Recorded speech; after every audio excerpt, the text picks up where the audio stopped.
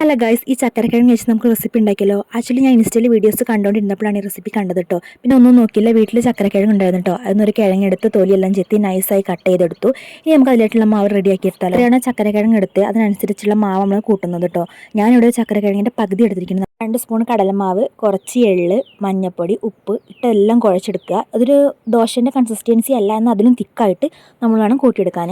ഈ ഒരു കൺസിസ്റ്റൻസിയിൽ വേണം നമ്മൾ മാവ് കൂട്ടിയെടുക്കാൻ. ഈ ഒരു പാൻ വെച്ചിട്ട് വെളിച്ചെണ്ണ, ഓയിൽ, എന്ത് എണ്ണ വേണമെങ്കിൽ നിങ്ങൾക്ക് ഒഴിക്കാം. നമ്മൾ വെച്ച പാൻ ചൂടായിട്ടുണ്ട്. ഇനി എണ്ണ ഒഴിച്ചിട്ട് എണ്ണയും കൂടെ ഒന്ന് തിളച്ച് വരുമ്പോൾ നമ്മൾ മുറിച്ച് വെച്ച ചക്കരക്കിഴങ്ങ് മാവിനകത്ത് മുക്കിയിട്ട് എണ്ണ മുങ്ങുന്നത് വരെ ഇടുക. ഇടയ്ക്ക് തിരിച്ചും മറിച്ചും ഫ്രൈ ചെയ്തെടുക്കുക. പിന്നെ നമുക്കൊരു സൗണ്ട് വരും, അതായത് മുരിയുമ്പോൾ നമുക്കൊരു സൗണ്ട് വരുമ്പോൾ നമ്മളത് എടുക്കുക കേട്ടോ. അതാണ് എൻ്റെ പാകം. ഞാൻ ഫസ്റ്റ് ഇട്ട മധുരക്കിഴങ്ങ് ആയിട്ടുണ്ട് കേട്ടോ. ഇനി ഇതാ വേറെ പാത്രത്തേക്ക് കോരിയിടാണ്. ഇത് മധുരക്കിഴങ്ങ്, ചക്കരക്കിഴങ്ങ് എന്നൊക്കെ പറയും. ഇനി വേറെ എന്തെങ്കിലും പേരുണ്ടെങ്കിൽ കമൻറ്റ് ചെയ്യാം കേട്ടോ.